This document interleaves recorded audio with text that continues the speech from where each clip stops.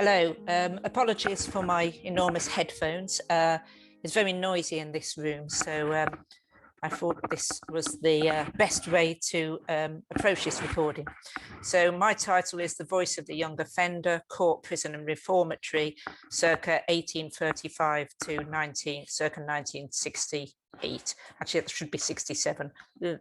Right, so this presentation draws on my previous research to explore the voice of children and youth in penal contexts. Whilst I'm not offering much new work here, I hope it will provoke discussion about how we listen to marginalised children in historical contexts, and hopefully it will complement the interesting work that's being presented elsewhere in this conference on children's institutional experiences. I'll focus on three forms of evidence, some of which allow the voice, albeit mediated, of the young person to be heard, and others which are representations of children's experiences through adult voices speaking ostensibly on their behalf. So the first is the recording of the words of children caught in the criminal justice system. These documents give us rich insights into the world of historical young offenders, although they're still shaped by the subjective influence of the interviewer and his questions. The second source is letters written by adult children to their former reformatory schools, sometimes to specific teachers or to their aftercare officer. These often take the form of a reformed narrative, crediting the school in that journey.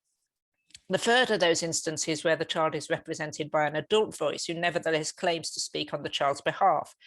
Here I will use two accounts from whistleblowers in youth justice institutions in the 1910s, so the Akbar scandal, and the 1960s, the Court Lees expose. Such accounts are sometimes the only way that children are able to have their voices heard in the past. So I'll use these sources to argue how we have to think carefully about how we understand children's experience of penalty in the past, and that rarely do we have access to their voice unmediated. So to start with the child in the criminal justice system. So firstly, I want to say something briefly about the voice of the child in the courtroom. So certainly we hear children's voices as witnesses of crime and occasionally in giving evidence as the accused. However, at the Old Bailey, a key court for which we have rich qualitative evidence, the writers who recorded the sessions papers had scant interest in the petty crimes of juvenile offenders. The press recording of trials equally spent little time on the lastly trials of youths, focusing much more on meaty murder trials and frauds, for example. We do have some testimony from the rare cases of children and youths involved in more serious crimes, but these words are invariably framed and filtered for a reading audience, for example, in newspaper accounts of trials or in popular didactic literature like the Newgate Calendar. In the Old Bailey courtroom, the child is heard as a witness, but rarely extensively are they heard as the accused. Now, this is far from untypical, as I've already noted, children are most often involved in petty crimes. Also, it's worth noting that we don't always know that the accused are youths before the 1790s, which is the point when ages were more consistently recorded from. And more broadly, this is symptomatic of the larger silencing of the offender voice in the criminal record. Surviving historical court transcripts often minimize the testimony of the accused, and in any case, it's unlikely that children and young people in the courtroom would have been allowed the space to speak to other than to semi-scripted comments. For example, in December 1812, when 13-year-old John Jaker was tried at the Old Bailey for picking pockets, he claimed, "I am innocent of the crime," the ubiquitous appeal to the court used by defendants found both guilty and innocent. But there are other sources for children involved in the criminal justice system which do provide some rich testimony. For example, Louise Jackson's work on victims of child sexual abuse explored the agency and voices of these children. This included material from newspaper court reports and depositions, and these had been shaped by the child, the police, the magistrate, neighbours and family members.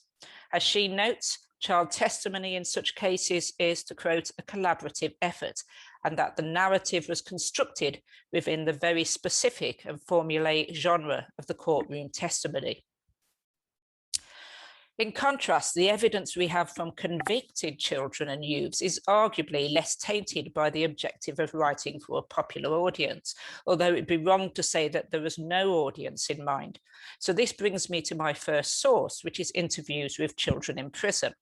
Child prisoners' voices have been heard primarily because they've been recorded by social investigators and prison reformers.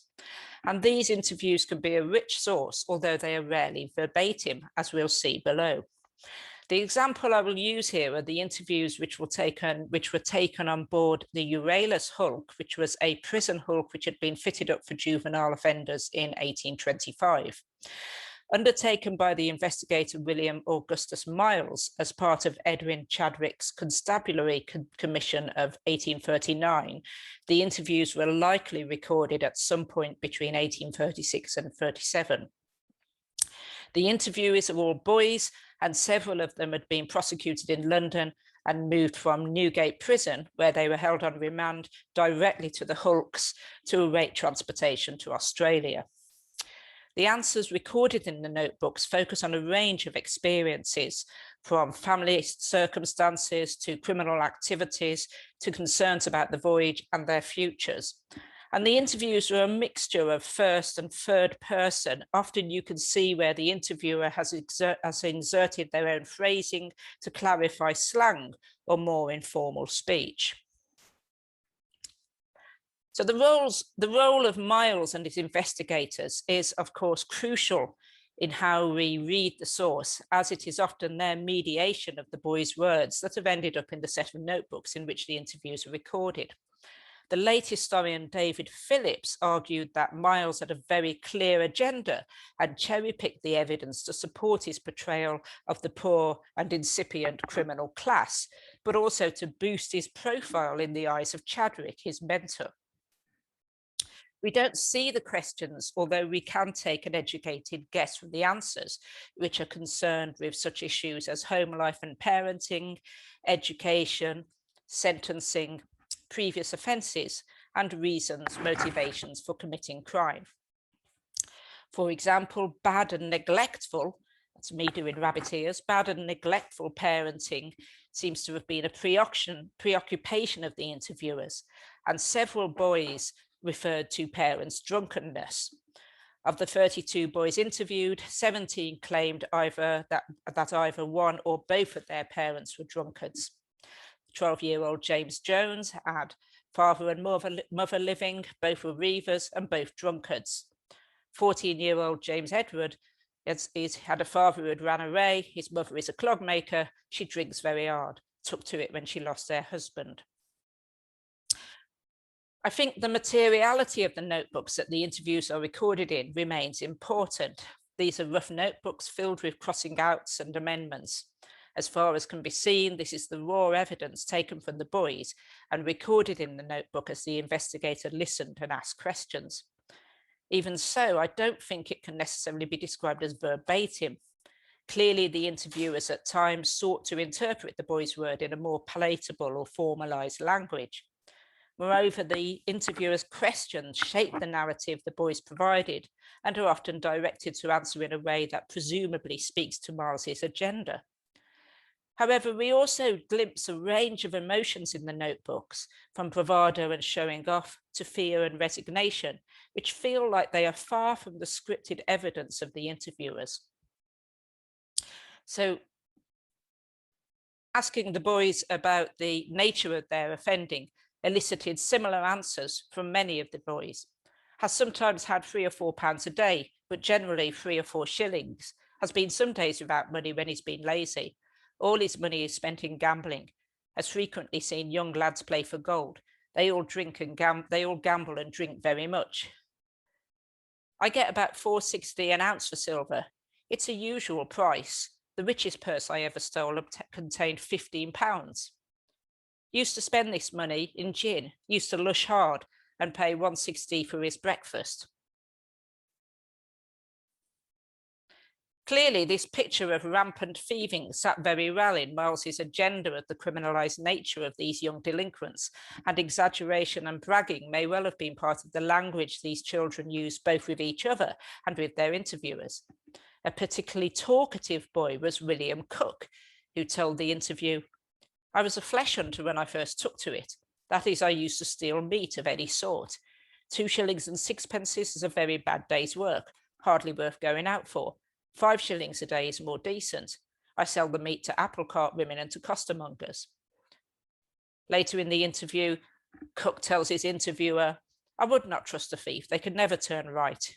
If they get a place, it would be to run away after a month or so with anything they could get hold of. As for myself, I'd rather go abroad. I have no friends, and if I was to get into a place, I should be enticed away again." This pessimism is repeated by several of the boys, presumably in response to structured questions about reoffending and transportation, and Miles was very much a supporter of transportation for juvenile offenders. But I think between the formulaic nature of some of the answers, we can also hear the genuine resignation of the boys faced with this fate. So one boy, Henry Thompson, was quite perceptive about a boy's chances of reforming. Thinks no boy who has ever been a thief would turn honest, might get into a place, but it would only be to wait for a sound opportunity to rob his masters. A boy might turn off, so abstain from offending, but it would take a deal of persuasion. All expect to be lagged, transported, all expect to be lagged, make up their mind to it and wish to keep it up as long as they can. Across Cove, a thief, across Cove would not work. Too lazy, always drinking and going on. Would not stop until they get lagged. Another boy, William Johnson, described the free and easy life of the boy thieves, as well as commenting on transportation. When once they begin, they cannot leave it off because they think it's a very easy life. Money never does them any good. As fast as it comes comes like dirt and goes like dirt. Later in the interview, he's described as anxious to be away. Most everyone is glad to be out of the country. So the role of the investigator or reformer who is interpreting or mediating the words of imprisoned children can be explained in different ways. Whilst Miles may have had a particular agenda in presenting his information as an investigator of the so-called criminal class, Sarah Martin, a prison visitor at Great Yarmouth Prison, offered the youth she encountered in the prison what Helen Rogers has described as a confessional voice. Her study of the young convict James Brown demonstrates how Brown's confession was shaped by the scriptural instruction he'd received from Martin. The framing of children's written testimony through a religious lens, the emphasis on reformation and redemption, is a theme that unsurprisingly runs through many of the sources which capture the criminal child and youth's voice, as we will see in the next example, retrospective accounts from grown children. So the reformed letter writer. So autobiography is one form of this, and in the later 20th century, there were a number of accounts both from men and women who encountered the approved school system and Borstal in their youth and later wrote about it. For example, Tony Grestone published his account of penalty, They Put Me Inside, in 1973, about his experiences in St. Peter's approved school in Gainford, County Durham, between the ages of 10 and 15. This was published by the Scripture Union as a form of conversion narrative, a key trope in prison writing, echoing Rogers' work on Sarah Martin's former pupils. But more broadly in relation to autobiographies, these accounts, as the sociologist J.A. Walter noted, are often more naturalistic than other studies of approved school inmates, but by the time they are written in the author's adulthood, they are writing from the perspective of the reformed. And as Walter states, he is likely to have imbibed some variation of the agency's ideologies, with which he then reinterprets his past experiences. And it's useful to remember this when we consider letters from former inmates of juvenile reformatory institutions. So in the aftercare project that I worked on with Barry Godfrey, Pam Cox and Zoe Alker, we studied children in both reformatory and industrial schools in the northwest of England. Our three key institutions were the Akbar training ship moored on the Mersey, which I'll come back to, the Bradwell Reformatory in Cheshire, and the Stockport Industrial School. In the book based on the project, Young Criminal Lives, we drew on some of the letters of the written by boys back to their institution. It's also not uncommon for boys to return to visit their former institution, and this was recorded in the aftercare records. Our sample of girls, unsurprisingly, was much, much smaller. So the few letters that do survive are all from male former inmates. Now, the letters are generally written from the perspective of informing the school that they have settled into a position of employment. They're sometimes written to the school manager, to individual masters, or to their aftercare officer. Sometimes this might be after a series of false starts. Other times the letters come from boys who have emigrated, usually into a settled position, or boys serving in the army or navy. The letters are self-selecting in that they tend to come from boys, as in the case of some autobiographies, who have been reformed. So youths may have written to a particular script demanded of the successful old boy of a reformatory institution. With these caveats in mind, a sense of connection can be found scattered in examples throughout the school aftercare records. Indeed, recorded comments suggest considerable interest and often pride in former inmates. So, for example, George Rowe, who was an assistant steward on the RMS Tunisian, wrote to the school in August 1910. "I'm sure I'll never forget being in Bradwell. It's learnt me not to be afraid of hard work, and there is plenty of that here. Therefore, I hope that the boys of Bradwell will take an interest in their work and remember what good advice you give to them and take notice of it, and above all, not to shirk their work, as I have found out the benefits that can be got by sticking to your task until it is finished. Though I often get jeered at by a few of the idle set, but I take no notice of it. They will see who has the laugh in the end. I always stick to the two mottos, deeds not words, and stick to it and do it, hoping the boys are all doing their best for you." Another letter writer, Hendon Deacon, wrote from Burslem in Staffordshire, where he was now living and working. He was writing to apologise for not having visited the school before Easter, as he'd obviously meant to. He then went on to talk about the problems of taking leave from work, given the difficulties of finding and keeping work. Less upbeat than George Rowe, nevertheless, he writes about the impact of the school regime. "But to tell you the truth, sir, there are a lot of difficulties to overcome when you get outside in the world, more than you'd expect to find. It isn't all sugar or smooth travelling. You have the sugar part of the business when you're at school. But as you have often said, hard work never killed anyone yet, and I know you have to work hard. If it isn't bodily, it's brain work, which runs you down worse than the bodily work." So we need to read these letters critically. They are far from an autonomous source and are often constructed by and in the context of a range of other discourses. As Claudia Soares has noted in our work on the aftercare experience of cared for children, such letters are often a self-conscious source. However, she also points out that the letters demonstrate that care leavers invested the aftercare system with meaning, and that correspondence became a way of, to quote, keeping in touch, expressing attachment, and receiving personal support and guidance. Our readings of the letters sent by former inmates of reformatory schools very much echo this finding. So the final section on whistleblowing and the experience of youth penalty. So a final mediation on behalf of the criminal child can be found through the evidence of those who advocated on behalf of the child or youth prisoner. These are individuals, most often employees or ex-employees, who have sought to go against the grain and to speak out against the treatment of the young people they encounter, and in some way represent their experiences in an adult world. This has often been to the detriment of their own reputations and livelihoods. There have, of course, been many individuals, teachers, social workers, penal reformers, who have historically attempted to advocate for the children that they encounter.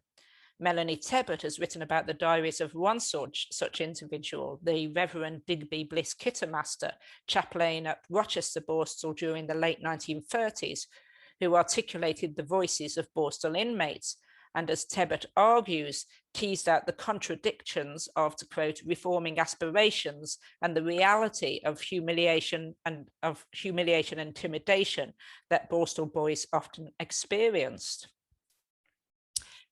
Interestingly, Kittermaster had previously been the chaplain on the Akbar Reformatory training ship, moored on the Mersey until 1907, when it transferred to its land-based incarnation, the Heswell Nautical Training School.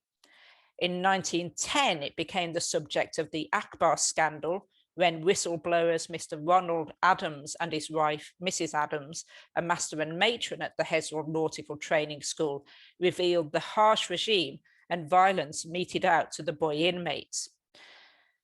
Mr. Adams tried several times to raise complaints about cruel treatments of boys and alleged that 3 boys had died as a result of punishment and neglect. After being stonewalled by the ship's managers, he then took his story to the popular periodical John Bull magazine. Perhaps most graphic is Adams's description of the nature of the cold water punishment. A boy named Palmer, quote, was taken out into the courtyard in wintry weather when he had 52 buckets of cold water thrown over him. The process is for the boys of a division, 52 in number, to be lined up, and one by one they take a bucket of water. It was almost at freezing point on the occasion to which we are referring, and throw it over the boy. This resulted in a Home Office internal inquiry carried out by the Under Secretary of State, CFG Masterman, which largely exonerated the Akbar staff and did its best to sully the reputations of the Adamses. The Adams sought to use their evidence and experiences of the institution to give voice to the boys and expose the inadequacies of the so-called reformatory experience, for which they were punished both by the institution and by social censor. They had resigned at the time of the John Bull article, but made it clear that they had been made to go. As Ronald Adams later told the Departmental Committee on Reformatory and Industrial Schools in 1913, "I have been a marked man because I have done this." A second case tells a similar story of a whistleblower who sought to advocate for the boys in his care. The Courtleys expose was triggered by an anonymous letter signed "Approved School Teacher," published in The Guardian on the 2nd of March 1967.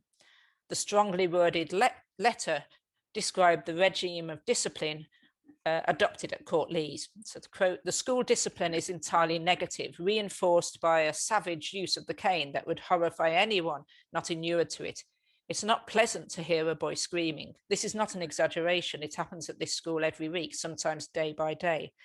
After such treatment, the boy's buttocks are covered with green and black bruises, extending from one side to the other in a band, perhaps 8 inches in width."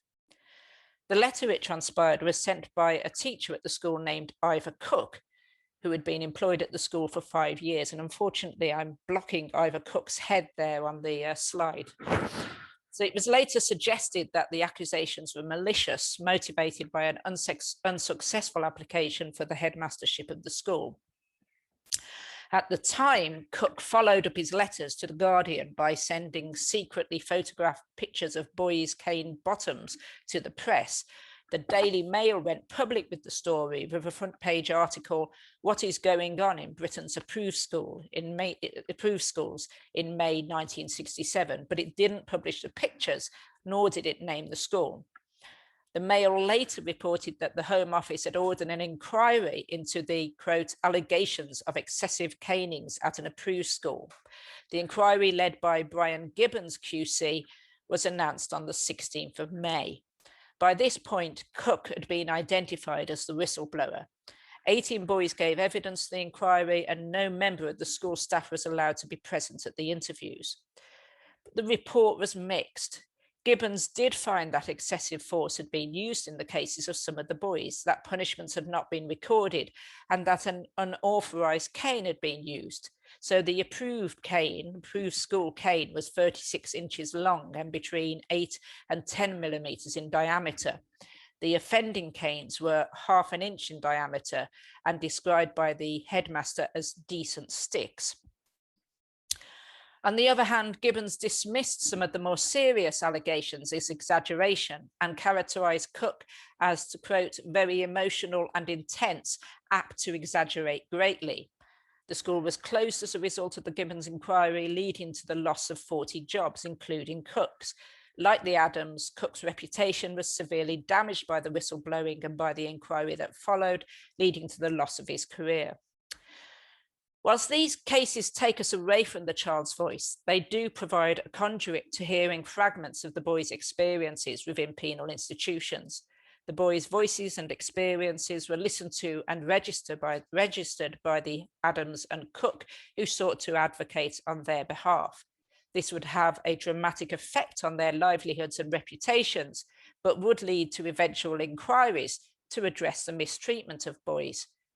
Through their actions, then, we can argue that they gave voice to the boys, although their motivation is more complex and nuanced than I have time to discuss here. So in conclusion, in this short presentation, I've tried to give some sense of the various ways in which we can recapture the voice and experience of children and youths in penal institutions. These have included the written words of grown-up former inmates of a reformatory, the spoken words mediated through recorded interviews by reformers and investigators, and the unspoken experiences revealed through individuals who advocated for young prisoners, sometimes at considerable cost to themselves. Whether any of these sources bring us closer to the real voice and experience of historical juvenile offenders and young prisoners is arguable.